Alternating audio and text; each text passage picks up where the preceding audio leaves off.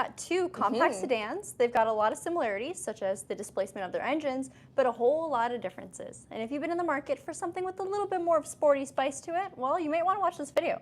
Charlotte, what are we breaking down today? Today, we are breaking down the full exterior, interior, powertrain, tech, safety, comfort of the 2025 Hyundai Elantra N Line Ultimate, but also the 2025 Kia K4 GT Line Turbo Limited. Man, that is a mouthful. Yes, that's a lot of words, and it didn't really mean much. No. But essentially, we have both the top trims of both of these models. Now, they're going to share the same engine, but that's where a lot of those similarities start to dwindle. There's a whole lot to know about these vehicles, and we're going to try our best to give you a full walkthrough of each one so you can make the correct decision as to which one's better for you. The very best part is we are doing this in live time, so utilize that live chat if you're here with us today, and if you're watching in the future, feel free to leave a comment down below if you still have questions about these vehicles. But for those who are watching live, put them in the chat. We'll do our best to answer you, and we have a dedicated Q&A time at the very end of this video. Now, I think what we're going to do is start off with the exterior of the Elantra and then work our way over to the Kia K4. If there's any similarities I want to point out, Charlotte will try her best to kind of show them side by side if we're talking about the wheels, for example. But if you guys want to see anything repeated at the end of this video, be sure to leave a comment so we can go back and show you what you're looking for. Let's go. Let's get into it. So starting off with the Elantra, this is the N Line Ultimate, like Charlotte said, the very top trim level you can get if you're looking at just the Elantra. If you want a whole lot more power, there's of course the Elantra N, but today we're sticking to the 4-cylinder 1.6. Now this vehicle is showcased in black today, so it's going to be a little bit hard to see some of the dark accents that the N Line package gives you. I'll try my best to point them out though. First things first, let's take a look at the front face. You get beautiful LED headlamps and projection lights. So your main high beams, or not high beams, but high and low will be full LED in their projection style. So they're going to go where you need them most. There's not a whole lot of overspray in terms of your lighting. So it's good for other drivers, of course. So not being blinded by you all the time. The N Line is going to give you some nice accents. So you can take a look at this darker chrome piece here. Beautiful gloss black accents as well too, which ties in perfectly with the exterior paint, and that's exactly what I meant by it's going to be hard to see some of the exclusive styling elements when we're showcasing it on a black vehicle. However, if you like the murdered out all black look, this might be the one for you. The Hyundai emblem is stamped into the front hood, so it looks nice and sleek. Not a lot of mixed materials on this vehicle, and what is brighter still looks good. Now I'm going to pop the hood to start talking about the powertrain. And like I hinted at earlier, both vehicles are going to utilize a 1.6-liter turbocharged GDI engine. Now on the Elantra, you're actually going to get a little bit more power. It's 201 horsepower with 195 pound-feet of torque. This vehicle is also going to be a little bit quicker off the line. So the N Line has a faster 0 to 60 time. And a big part of that is going to be thanks to the transmission that this vehicle is equipped with. So a big difference between the Elantra and the K4 is the fact that this is going to have a 7-speed dry-type dual-clutch transmission with paddle shifters. If you don't know much about dual clutches, well, it still operates like an automatic in the sense that you put your car in drive and drive. You don't actually have a clutch that you have to use. But it's going to be very, very quick shifting and a little bit more efficient too when it comes to fuel efficiency. So a little bit quicker off the line, a little bit more horsepower, and a little bit more efficient. Sounds pretty good, right? Now, the only real downsides I can think of in terms of a dual clutch transmission is the fact that if you are using this vehicle as a commuter, so think to and from work, stop and go traffic, it can be a little bit jerky. Some people love it because they love dual clutches. Some people are, why is my car lurching all the time? Why does it feel choppy? That's a characteristic of the transmission. Now back to the style of the vehicle, we're going to get beautiful 18-inch aluminum alloy wheels in a nice gunmetal material. This is by far one of my favorite wheel designs that Hyundai has incorporated in their vehicles. I like the new addition of an N badge within the center cap and some regular all-season tires. Both of these vehicles are going to be front-wheel drive, and as far as handling goes, I mean, I do drive a front-wheel drive sedan in the snow. Not the most ground clearance, but it works just fine. You are going to get ventilated disc brakes up at the front with solid disc brakes in the rear and a multi-link rear suspension on both vehicles. You also get sport-tuned steering on this vehicle and a sport-tuned suspension, so its handling is going to be better than the other versions of the Elantra, so think the preferred with tech kind of thing. Another characteristic of the N Line Ultimate is going to be the N Line badging. Of course, you want to know what kind of car you got, right? Yeah. So Hyundai won't let you forget. Your mirrors, you get a mix of body color with a turn signal indicator. It's going to be an LED, which I will hit the hazard so you guys can see in just a few. And then the rest of the body, you get some black side skirts. Let me get it out of the way. And digital key to touch entry. So in other words, you do have proximity. Sorry about the beeping. Keys in car. In other words, you do have proximity-based entry, so as long as the key's on you, you can walk up to it, it'll unlock for you, lock for you once you're done, but you can also utilize your phone to unlock and start your vehicle, drive it, without ever having your key on you, so that's pretty handy. Both vehicles are very, very tech-savvy. You will see a couple differences for the Kia K4, but keep in mind the K4 is a brand new model in Kia's lineup, and the Elantra is on its last model year for this generation. Wait, does that mean the Elantra's going away? No, the Elantra's not going away. There will be a 2026 model, and that is going to be a redesign, not a refresh. So you can expect a lot of changes, and one of the changes that I'm almost certain about is going to be the fact that this is the last year for the 7-speed dual clutch. So next year, we're more than likely going to get an 8-speed automatic like we have in the K4. So if you like a dual clutch, I'm just saying, this might be the last year for it. All right, moving our way to the back. I do apologize, we're running with a little bit less room than usual today because we have 4 cars in the video bay. But for once, they're all sedans. They are all sedans. We get a gloss black pillar right over here and just traditional Elantra styling. It looks good. This is again going to be hard to point out on video because all of the car is black, but this is actually just a lip spoiler. So if you're getting a red exterior, white exterior, of course, this would be a little bit more, it's going to stand out more, of course. So very tasteful, not a huge wing, not something we see like on the Elantra N, but looks good and definitely makes this vehicle stand out as a sportier model of the Elantra. Badging is quite simple, very bold, spaced out, nice and symmetrical. And then we got our Hyundai badge here with the proximity trunk release. I'm gonna get the lights back on because we do have LED taillights and I think they look fantastic. They expand all the way across the back end of the vehicle, which always looks good. And I'll also hit the hazards to show you guys what the full lighting system looks like. So there we go.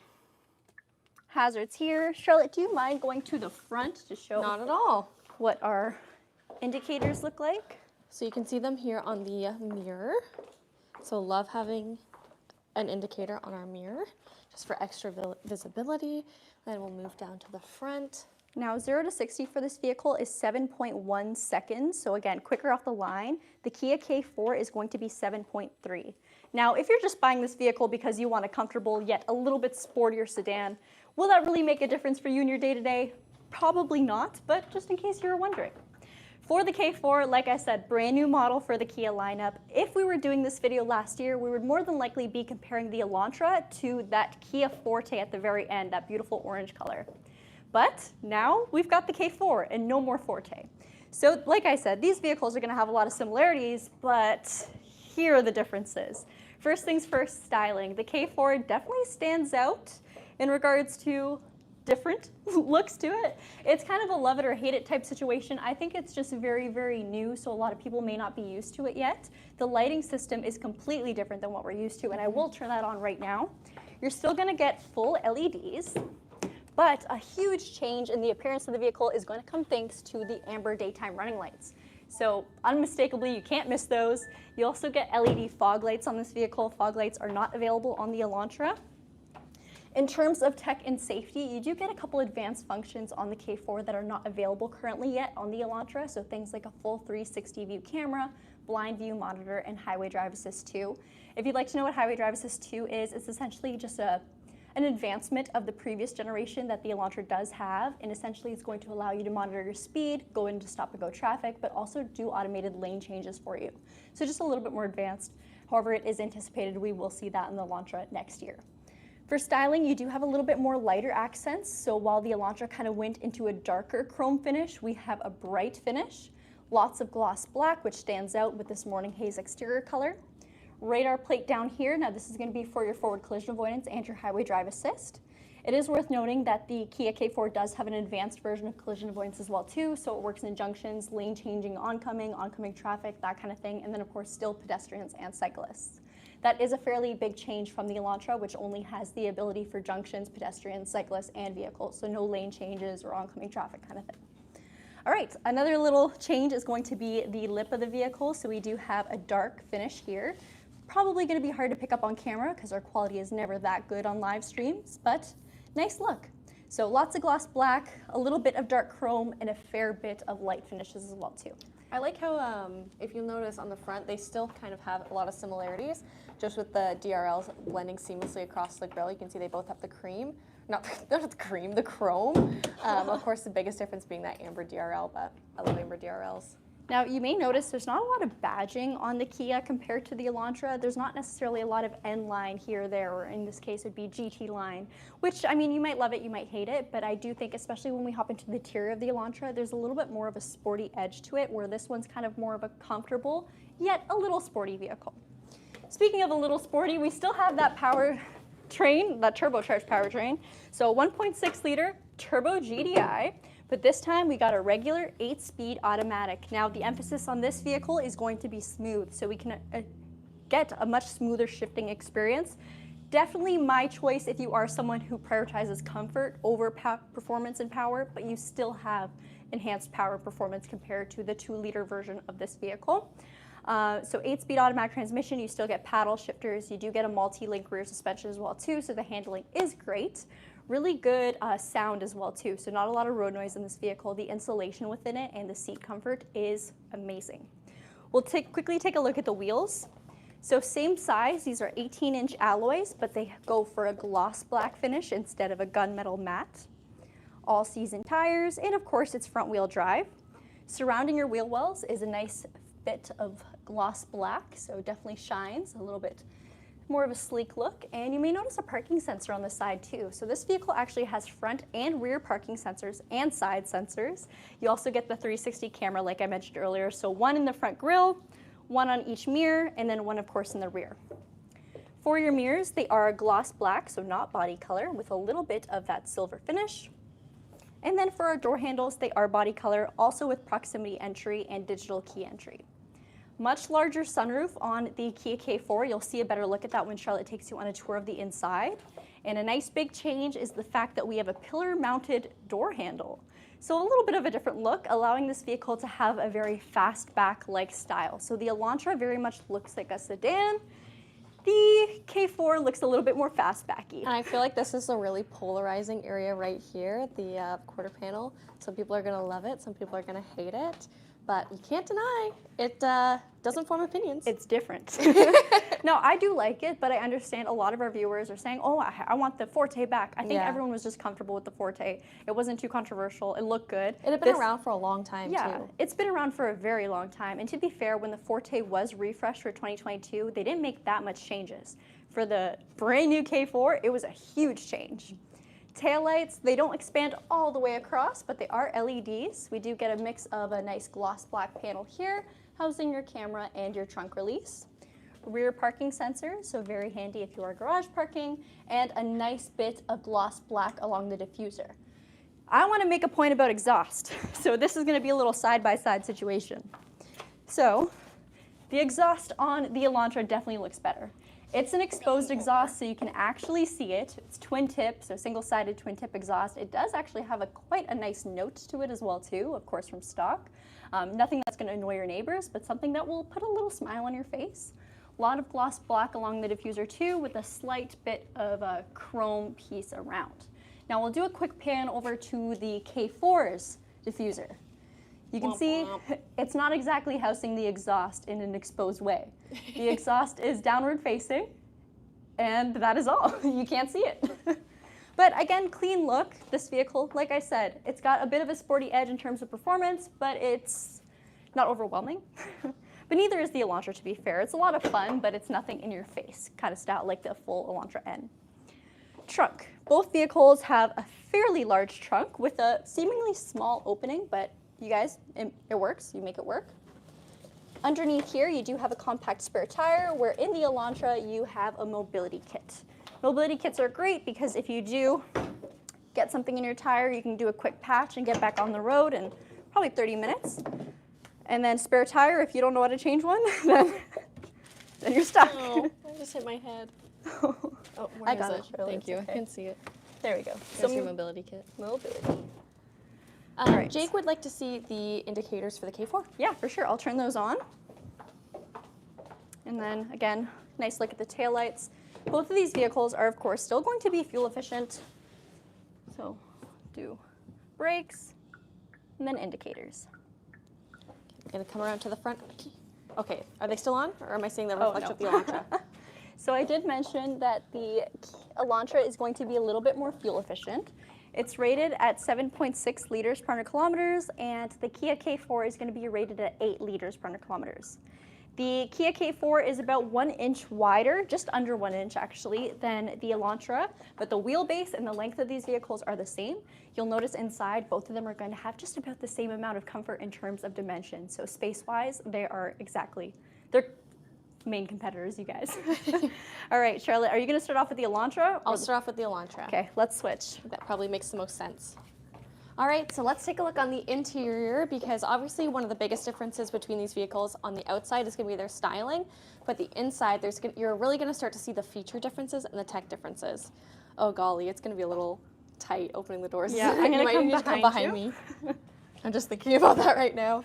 Okay, first things first, I am going to go and turn the hazards off. There they are.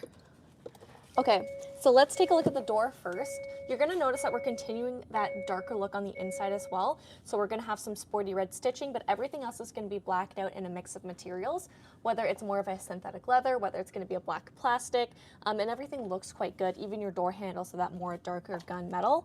And then up top, you'll also notice 1 of 6 speakers in this vehicle.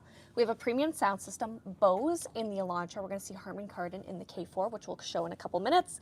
But overall, love the blacked out look. I love the sporty accents. I love the red. I think it's such a fun detail. I'll talk about over here, and then I'll talk about the seat to hopefully make it a little bit easier. Over here, you'll notice brightness adjuster and traction control. You can see the first hint of interior ambient mood lighting that we see, and also our drive mode select. So instead of this being decorative like other areas or other trims of the Elantra, this actually is going to be our drive mode, and you'll notice that it is framed in, again, in some more red with some gloss black. So lots of black elements for sure. We just got a quick question. What's the better sound system, Bose or Harman Kardon? I personally prefer Bose. That is just my opinion. I'm trying to stick to the facts and not share too much of my opinion unless you guys ask for it, but I personally prefer Bose. All right, let's talk seats. So these seats, they're a sports style seat, which again, you're really only gonna see on this trim. Of course, the Elantra N will have their own thing. They are an 8-way power adjustable, and it's nice because you actually have that 2-way lumbar support as well. So very comfortable, and again, just gives you that more sporty feeling even in the seat. You'll notice the seats themselves.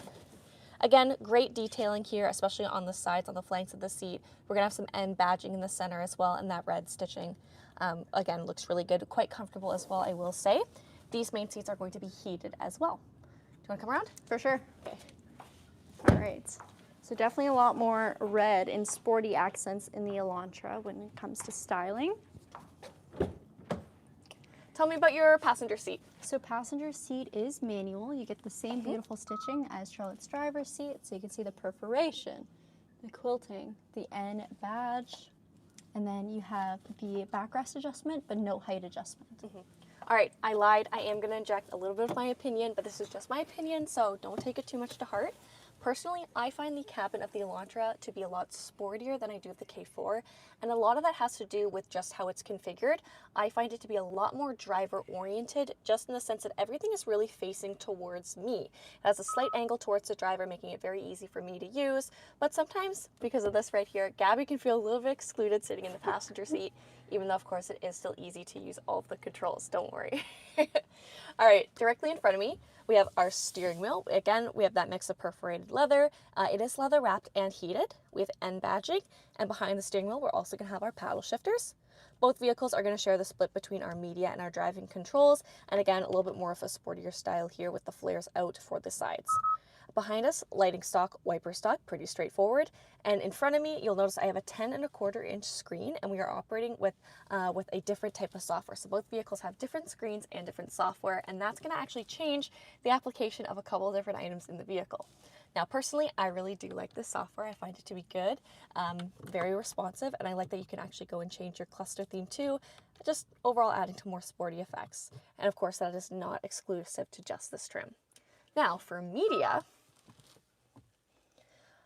another 10.25-inch screen. Now our phone projection is going to be different in both vehicles. You'll notice that this one says approved USB cable. So with this software and with it being the larger screen available, you are going to have to use a wired Apple CarPlay or Android Auto if you want to use your phone projection. However, with this generation of software, I find the wired connection to be far superior than the wireless of the same generation. Again, I just find it really nice. You know, it's not dropping, it's an instantaneous reaction, quite good. real world situation.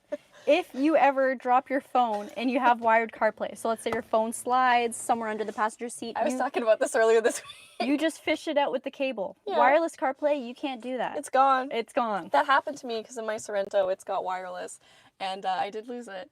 It went underneath the seat, and I was like, oh man, couldn't fish it out.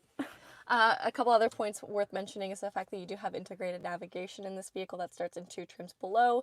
And then also if you want to go and pop into your setup, this is where you're going to be able to access all of those different safety features that Gabby mentioned on the exterior. You can also go in and take a look at your lights or for your ambient lighting if you want to set some internal mood lighting and also link it to your different drive modes. From here you have 64 different options. I think I'm going to pick blue to complement the red stitching, go with all of our N colors. And look at that. I love how it stretches across the dash. It mimics exactly what we see with the taillights on the rear and also the headlights on the front. Looks really good. Both vehicles are going to be equipped with either Kia Connect or Hyundai BlueLink, which is going to be the telematics of each company. So that is something that you'll also be able to use, that smartphone integration. I'll take a look at the center and then I'll go back up top if that's okay. Because this is going to be a main difference is how it's going to be configured. Real buttons and real dials in both, which I like, more red accenting. And then I mentioned that down below you'll notice we have our heated seats and dual zone climate control. Our gear shift is going to look a little bit different, sportier, true sporty style, again with some more perforated leather and some red detailing. Both vehicles are also going to have a wireless phone charger, and also they have rear view cameras with a couple more cameras being on the K4. This of course will come up as the vehicle is put into reverse as well. Electronic parking brake, which I would have loved to have seen a handbrake, just because it is a little bit sportier. That's just me. And also auto hold. Our cup holders are also different. These ones are a little bit skinnier, but they do have a great amount of depth to them. And our key fobs are going to look different too, of course. Egg style key fob for Hyundai, but on here you're still going to be able to access your remote start and then also your trunk release. Hidden storage space up top, dark headliner, which I like, and we also have a sunroof. Now the sunroof in the K4 is going to be bigger, so although it's going to let in more ventilation and more light into the cabin, what it's not going to do for you is increase headroom. So actually when you are seated here in the Elantra, the legroom is going to be the same. However, your headroom, you are going to have about 42 millimeters more sitting in the front row of the Elantra than you would in the K4. So I think that pretty much sums up what we've got here in the front. So let's take a look at the second row. And then we'll head over to the K4.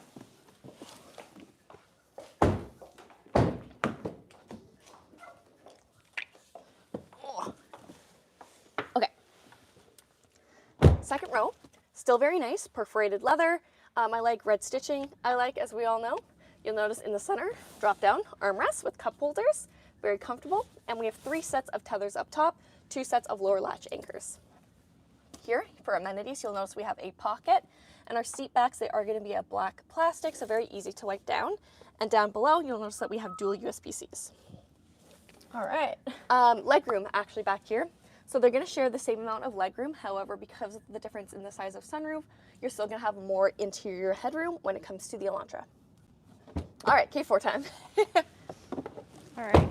Now you may be wondering, what's the price difference of these two bad boys?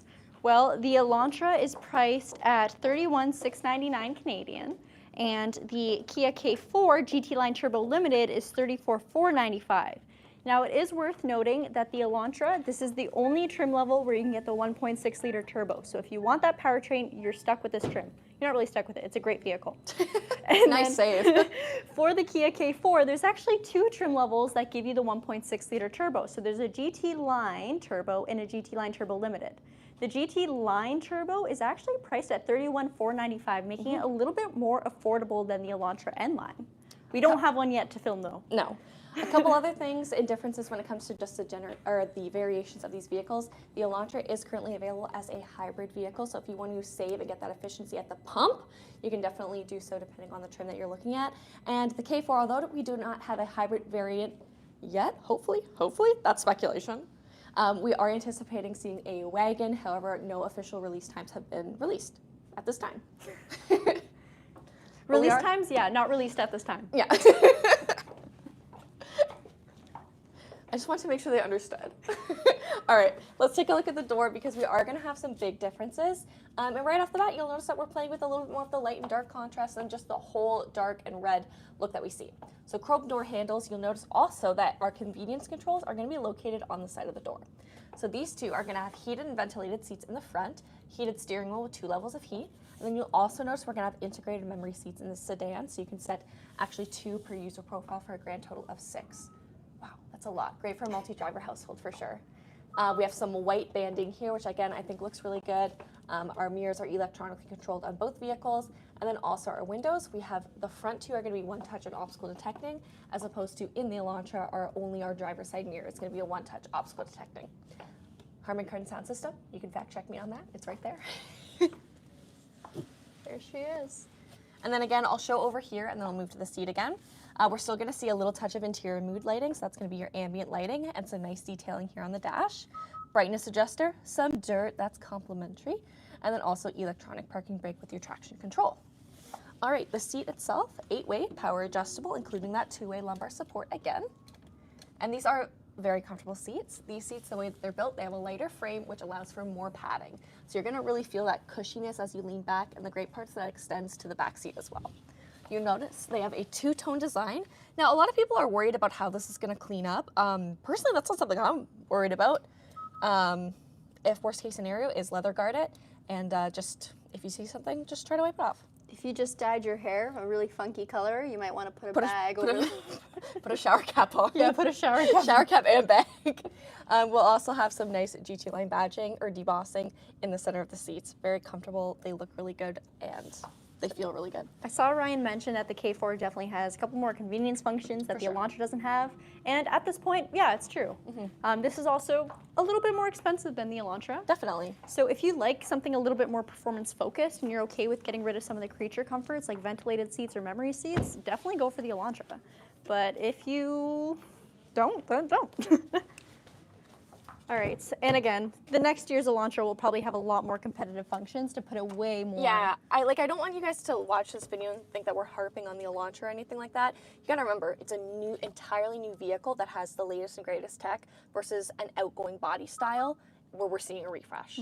But this is for those who are looking for a car in 2025. Yes. It is 2025, right? Yeah, it is. Yes. Okay. Tell me about your seat. It's manual, right? Yep, exact same model or same design as Charlotte's seat, but we do have a height adjustment for the passenger. So that's something that the Elantra did not have. And if you want to take a quick look at your door, you can actually see some of that mood lighting stretching just underneath where the armrest is. Then you'll also have your convenience control, so that heated and ventilated seats too. So this is what I mean when I say that the K4, it feels a lot more spacious, whereas I find the Elantra to be more driver focused, a little bit more sportier just because of the way that the center console is really laid out. So that's just my overall perspective on the cabin. I want to talk a little bit about the steering wheel because I know that this has been a hot take. Right off the bat, we have an off-center Kia logo. I love this with the 2-tone. I think it actually looks so good. I'm a fan of it. I know not everyone else is. You still have that 2-tone look to it. It's leather wrapped. It's going to be heated, flat on the top, flat on the bottom. And again, that's split between our driving and media controls. Definitely less sporty, a lot more modern, even just in the way that the buttons are configured. We still have paddle shifters, lighting stalk and wiper stalk.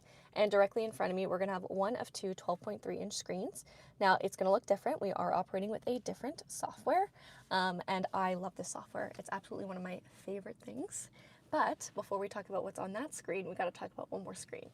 So in the center, we're going to have a designated HVAC screen. Now, if you're looking at this and you're thinking, oh, the steering wheel probably obscures it, it really doesn't, and everything can be accessible through in here as well. My goodness. But then also, if you pop into there, it's going to automatically bring you up to your climate. Then if you want to X out quickly, it's going to take you out too. So I actually really like this. This is about a 5.5-inch screen. It connects them, making it look like one big unit. You'll also notice that we have less of a curvature towards me and really making it, I think, accessible for everyone who may be sitting in the front seat. It's completely flat. Completely flat. Navigation, so that's all, this vehicle is also going to be equipped with that. For phone projection, you do have the option for wireless Apple CarPlay and Android Auto, which this is software I have in my car. I absolutely love it. For me, it's quickly become non-negotiable. I really love it. Gabby's like, I don't care. I like wired, but yeah, wireless is cool too. You're still gonna have that same driver's assistance feature. I'm just trying to show a comparison to see the differences in the software. You'll notice that things are gonna follow the same format, however, they just look a little bit different. Lights, you're still gonna be able to control that ambient lighting, link it to your drive mode, and access that same color wheel. Oh, just kidding. Just kidding. You can already tell the K4 definitely has a more open, modern look to it. Huge screens, lots of tech, but you still have buttons. And Yeah. honestly, thank goodness for that. I love buttons. So Charlotte showed you can change the climate here, but also on the main screen. But you actually have buttons or toggles, I guess, for the climate itself too. So it's not like you're digging through screens to make small changes. In my opinion, this is really all that you need for those quick on-the-fly adjustments. If you want to do something more specific, then you can definitely do so by accessing in the main screen or that designated controller here as well. Another item that this vehicle is going to have is going to be the search function, which is very nice to see. This is great, especially for new software, but you can use it to search for contacts, media, and even use it in conjunction with your navigation, which is great. Helps with the learning curve. Roller dial, favorites button, and then again your media or your climate controls down at the bottom. We have a wireless phone charger, so wireless phone charger with wireless Apple CarPlay and Android Auto, which is the wombo combo in my opinion. USB-Cs and a 12-volt too, so no USB-Cs, no USBs in this vehicle. I'm just gonna leave that. And our start-stop button has been moved to a different location too. Regular gear shift, nothing too crazy here. It's not necessarily sports style. Auto hold, parking sensors, and also your rear view camera. Now with those sensors on the front side and rear, if they do detect anything, it's going to automatically bring up the feed depending on which sensors are detecting what, whether it's the front or the rear, and it will come up, of course, as your vehicle is put into reverse. Thank you. Someone said it's already broken. No. No. You just need a firm push. So Gabby's got her door open, so it's going to look a little bit different, but again, here's going to be that full 360 view as well. And again, at a glance, almost like a mini drone is right above the vehicle. There we go. That's a better picture. Thank you.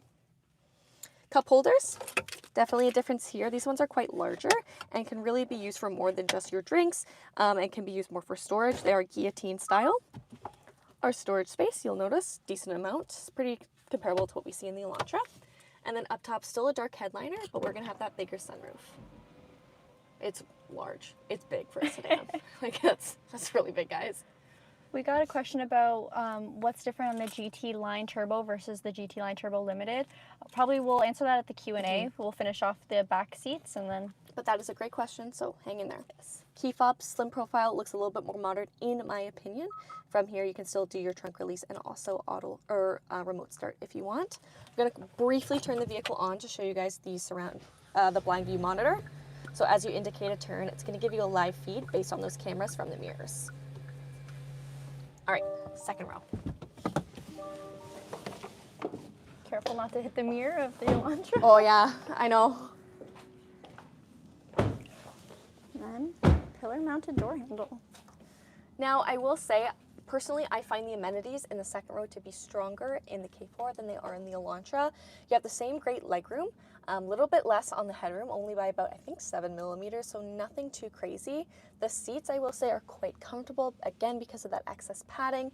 You're still gonna have that drop-down armrest and cup holders, tethers, and also lower latch anchors. But let's talk about comfort. The main seats are gonna be heated in the second row.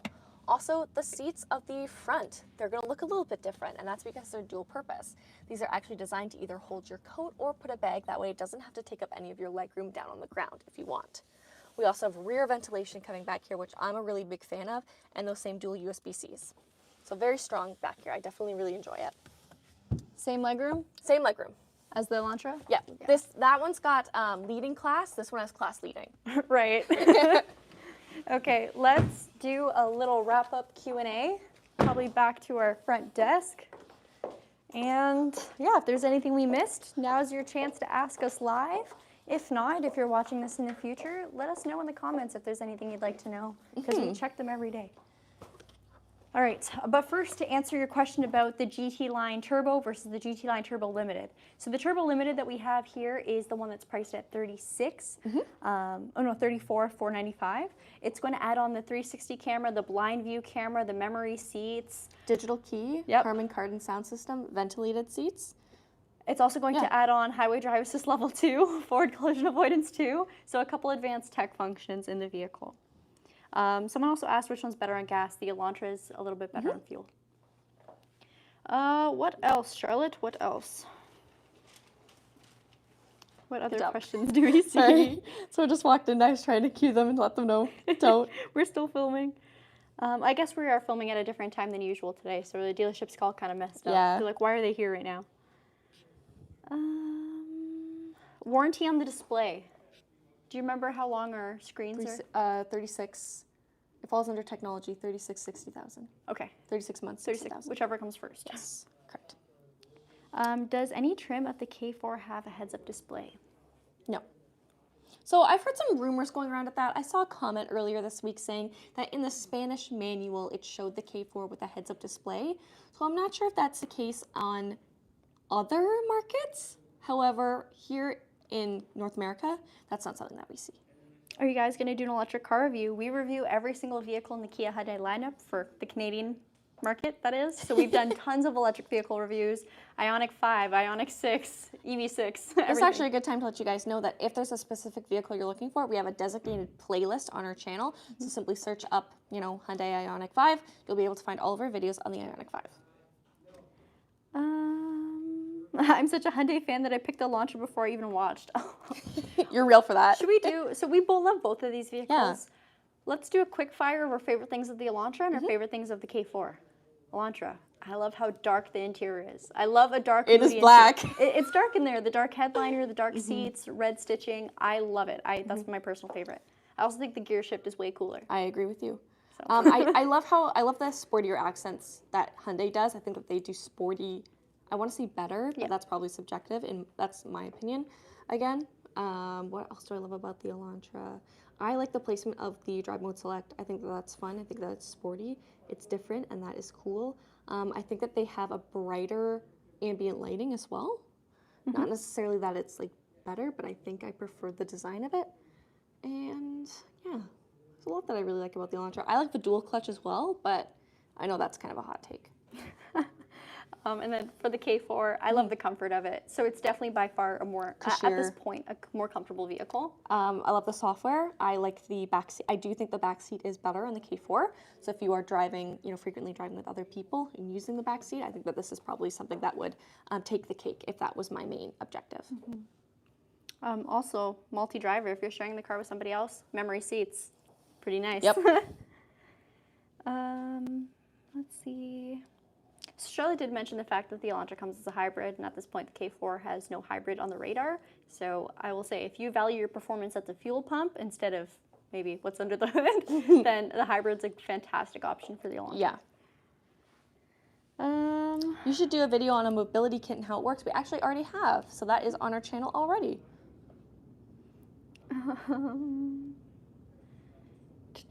I like the Kia K4. Would prefer a rear wiper on it. Yeah. Neither have rear wipers. Neither of them need them. They have rear defrost. Yeah. When will we see the new Elantra redesign? So it will be for the 2026 model. Now, this is just my opinion. I think we'll most likely be getting it late spring. So. Will the new Hyundai electric cars come with the North American charging standard? Yes. So vehicles built in 2025, I believe. Yes, so that means they'd be like a 2026 model year. Will have North American charging standard. There's been, that's never been super clear on the Kia Hyundai side of things, and I feel like it finally got cleared up in like November. I just want to answer this one quick. Do you see Doubt's driving a Hyundai Gabi? So Doubt actually has driven a Hyundai. He's driven one of the coolest Hyundais, Ioniq 5N, on the drag strip. It changed him from BMW M to Hyundai N. That's gonna hurt his branding. All right. Anything else we should get at? I saw someone ask you about what does the N and N line stand for. It stands for Namyang, which is the region in Korea where it is designed, and then also the Nürburgring, which is where it's tested.